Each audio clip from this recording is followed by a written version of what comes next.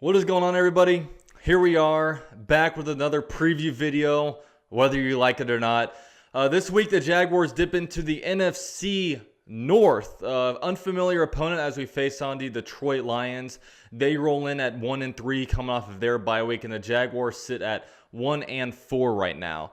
So, as with every week, I bring on a guest on the show. This week, I got Chris from the Detroit Lions podcast, and we'll get into that portion of the interview right after the intro. So, coming on here today to help me preview the Lions side of things, I have my guy Chris from the Detroit Lions podcast on YouTube. What is going on, my man? Hey, how you doing, my man? How you doing, Dalton? I'm good. I'm ready to kind of go into this. So the Jaguars going into this game were 1-4, and really a lot of the Jaguar fans kind of expected this, obviously after a bunch of the offseason things that went on. But the Detroit Lions coming off of a bye week, they are 1-3 going into this game. Is expectation kind of meeting reality, or were expectations much higher for you guys this year? With Lions fans, I have to tell you, there's a little bit of schizophrenia in where we're at. If you would have asked 80% of the people, and I'll speak in 80 percentiles, before the season started, we were going to come out into the bye week at 1-3, hopefully 2-2. Played two Hall of Fame quarterbacks, and then Kyler Murray with the Arizona Cardinals who's done really, really well. Looks to be one of the better quarterbacks in the league these days, and then Chicago was the one we expected to win. Who knew Mitch Trubisky would come in looking like Aaron Rodgers this year for some reason? It's inexplicable because he's not that good. We lost to them, and Lions fans immediately in week one were ready to fire the coach. It was crazy. Lions fans are not happy. They did get the win against the Cardinals, which was unexpected to be fair. And then after that, everyone expected to get a win against the Saints, not because the Saints are a weak team, but they were down both starting corners and about five other people and lost a few through the game. We expected to have some kind of a competitive game there and didn't. Lions fans are in a tough spot. I think our coach is playing for his career in Detroit right now, which for people outside of Detroit probably sounds a little strange, but they've had it. They've had it with Matt Patricia and his brand of the New England Patriots. So yeah, I want to go into kind of Matt Patricia. Obviously, he's been there for a little bit and just hasn't been very successful over there. So is the issues with the Detroit Lions, is it mostly on coaching, or do you think that this personnel hasn't matched up to what Matt Patricia really wants to do as a head coach? We just had a great discussion about this. I think Matt Patricia's in a tough spot for any coach.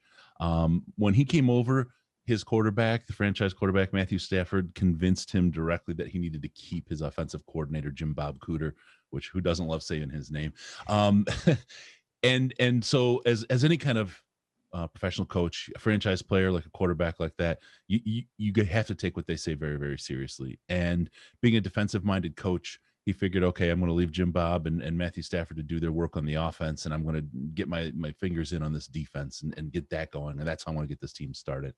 Hired a guy that most people didn't know in Paul Pasqualoni to run the defense, but he was just busy running game day runs on the Patricia defense.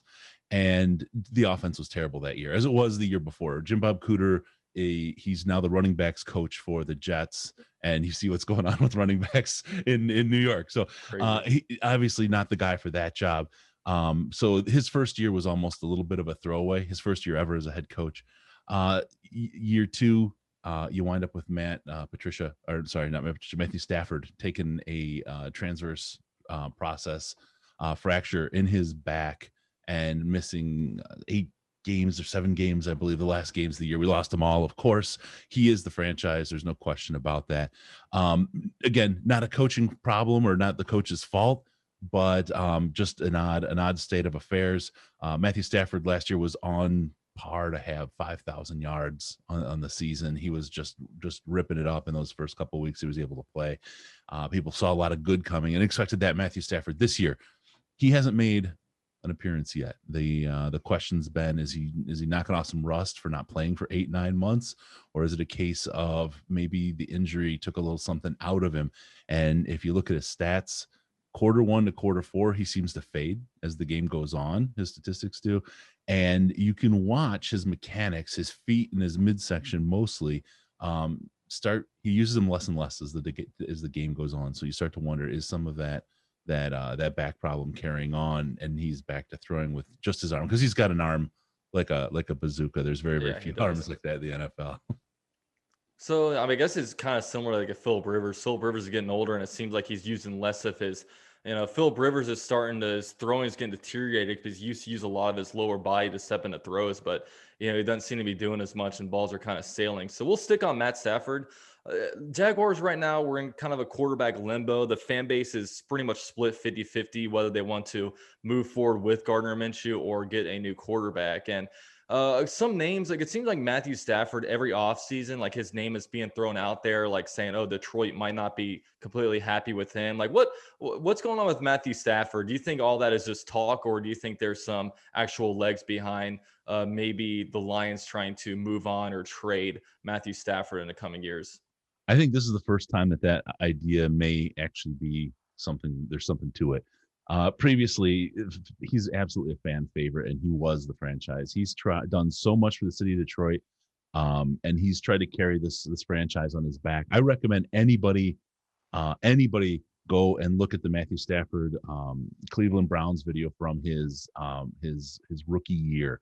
He dislocates a shoulder in the game, goes out. The Browns call a timeout for some reason, and he can come back in, and you see him. It's a segment watching him throughout that part of the game, and it's completely uninterrupted through the timeout. He's grown, he's in immense pain, and he's like, "What? I can get back in?" And they're like, "No, no!" And he just starts shoving coaches out of the way. Goes in, his arm is dangling at his side, takes the snap, throws the game-winning touchdown.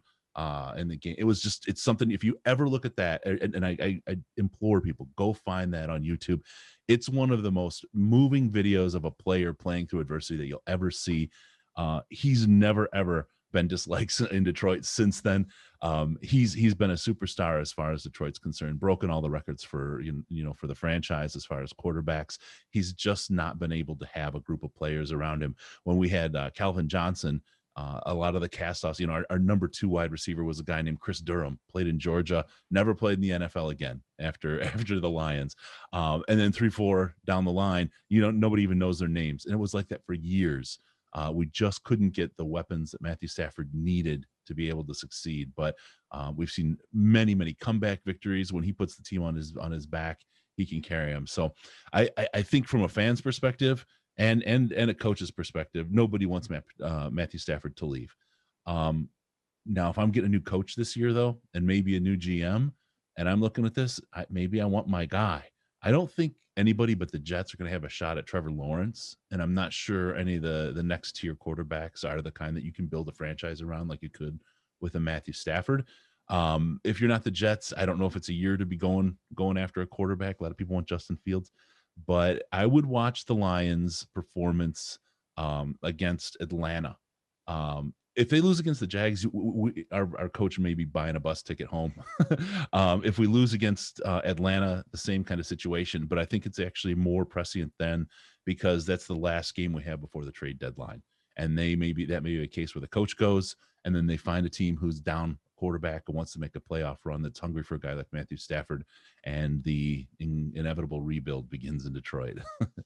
Yeah, and it's interesting because the Detroit Lions are almost in the same tier as the Jacksonville is when they're with the Bengals, the Browns, just teams that can't ever seem to really get it right. And I'll tell you, like Matthew Stafford, if he's a quarterback of the Jaguars, I mean, he might be the best quarterback in the Jaguars franchise history. So it's really tough to move on from a guy like that and expect another guy just to come in and fill his shoes. So Look at Green Bay, of all yeah. teams, right, in Lions land, one of the most despised teams in our division, absolute Yeah. rival. They get 2 Hall of Fame quarterbacks back to back. How do you do that? How do I sign up for that? I mean, it's crazy. I mean, the Colts are in our division did the same thing. Peyton Manning goes out, and then literally the next season replace him with Andrew Luck. There's this teams that have luck like that, and no pun intended. But yeah, I mean, it's crazy. So I guess to talk about this, the Jaguars with the first pick of their first round, because they had 2 first round picks, because they had one from the Jalen Ramsey trade with the Rams, but they drafted CJ Henderson at cornerback, and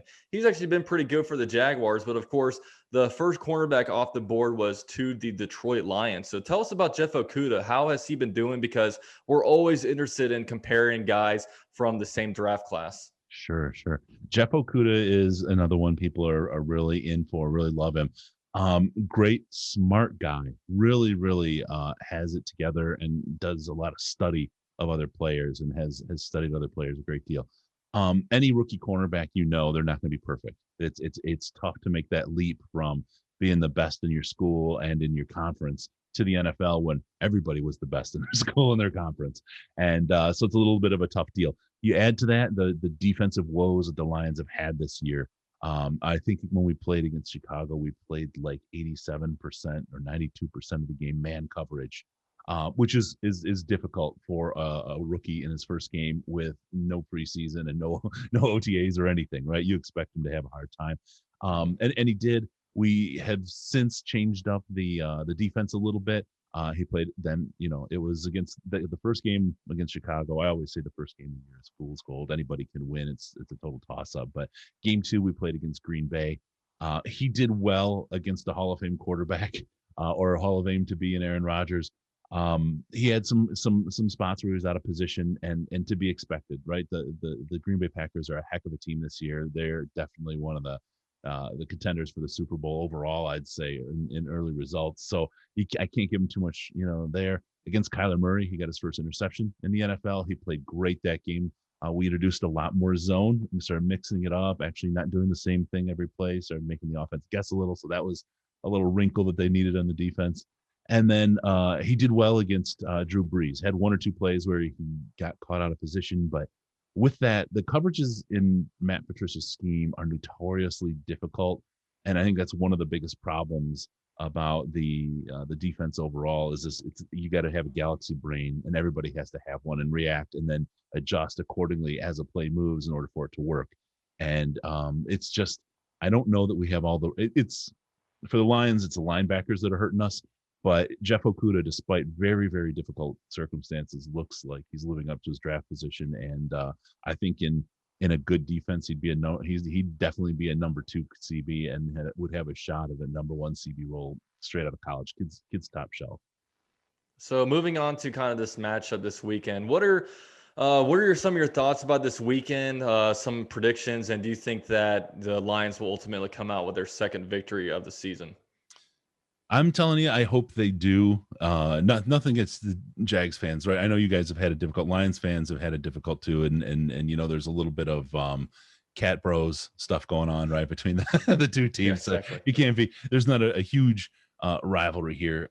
I do think the Lions are going to come out on top. I think the coach and the staff has so much on the line right now. If they lose this game, and it's nothing against the Jags, right? But if they lose this game, this team was built because 9-7 wasn't good enough for their last coach, and they have yet to hit more than 8 wins in a season. So if they come in now and they go 1-4, I think that it's done. So I think there's a lot to it. I think it'll be a high-scoring game.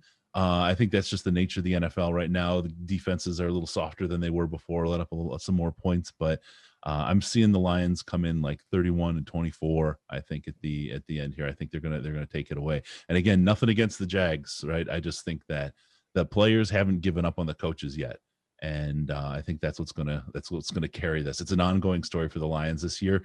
My prediction is during this season, we will be letting Matt Patricia go as a coach.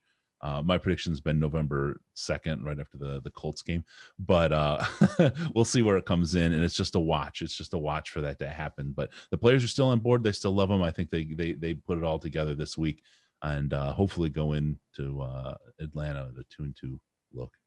Hey, Jaguar fans are going to take no offense to that, man. I think most of the fan base thinks we're going to lose this game, and probably every other game on our schedule, just with the way the Jags been playing and just the defensive line getting no pass rush at all, and just playing a good quarterback like Matthew Stafford and some of their receiving options. It's going to be tough. But hey, Chris, thanks so much for coming on here, man. I'm going to drop links to his channel down below.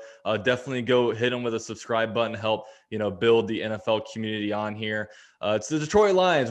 There's no bad blood. I remember I put on Twitter a few months ago, I was like, what is the most neutral team you have feelings for. And I was like, it's got to be the Detroit Lions for me. I just, I don't hate them. I don't like, you know what I mean? It's just, they're just a team to me. So yeah, go ahead and with the subscribe and follow them on Twitter. And hey man, thanks so much for coming on. Yeah, thanks a lot, Dalton. Great talking to you. So huge shout out to Chris for coming on to help me preview the Lions side of things. Now, let's get into the Jaguars. Obviously, right now, the fan base is really split on what they want to do, whether they want to tank or if they want to win these games. And Detroit, it's going to be a tough opponent. I know, on paper, they're 1-3. They're not good. But kind of like Chris was saying, they've been playing, some good opponents. And they're a team that, it looks like they really do want to win. And Matthew Stafford needs a get-right game. And, there's no better team than the Jaguars right now, as the Jaguars really don't have any kind of pass rush. And when you're not getting on a pass rush on the opponent, it's just not going to be good. I don't know how else to say it. You're not going to be able to win games. And, Matt Stafford, they come in with a pretty good receiving core headed by Kenny Galladay. They also drafted, as you guys all remember, TJ Hawkinson from the 2019 draft. A lot of guys wanted him, and then Josh Allen all of a sudden out of nowhere became available, so the Jaguars scooped him up.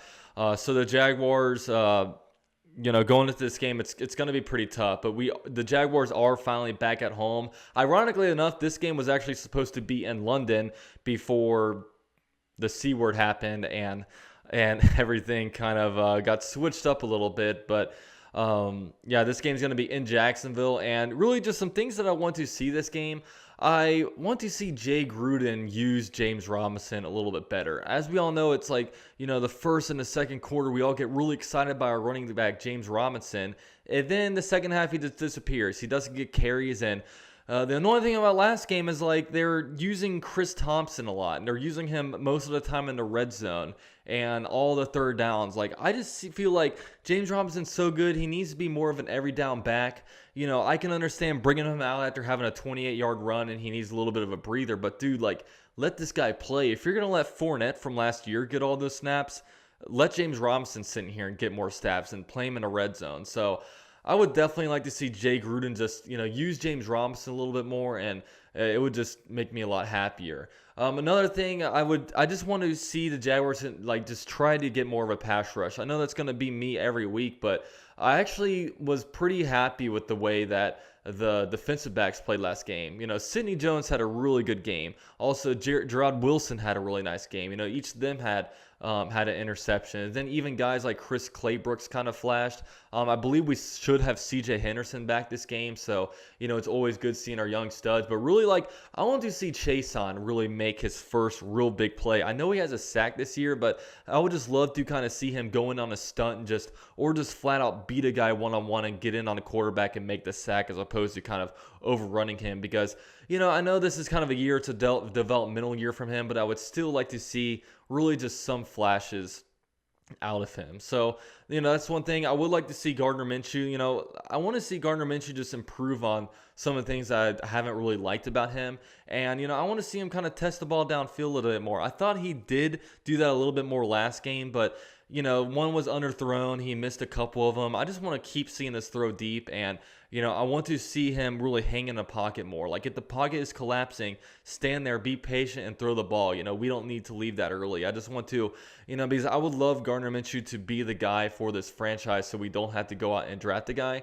But, this is his evaluation time. At this point, we all know the Jaguars aren't going into the playoffs. So right now it's, I'm in evaluation mode. I'm evaluating what spots on the team are weak, and the most important position right now to evaluate is the quarterback, because the Jaguars, they're going to have to make a big decision next year on what they want to do at that position. So hopefully Gardner Minshew plays his way out of the Jaguars being forced to kind of draft or sign somebody. He can be the answer, but of course we have to see some improvements from him. But other than that, not a lot to say about this game, really. Unfortunately, guys, I will not be live streaming this game. It's going to be the first one I don't live stream. I'm going to Sarasota this weekend for a wedding. I'll probably be back in time for it. So I might do like a live stream at halftime, but I'm just not going to have time to really get everything set up. Plus, it's a home game, and in Orlando, we only get all the away games on local coverage, so I would have had to kind of bootleg it anyway. So I'm just not going to be live streaming this game, unfortunately. So I apologize for that. But other than that, let me know what you guys are kind of looking out for as the Jaguars play their 6th game of the year. And, we'll see what we do. If we win, we win. If we lose, we're that much closer to a top pick. So, yeah. So let me know what you guys think. Thank you guys all so much for watching. Thanks to the Detroit Lions podcast for coming on. And go Jags.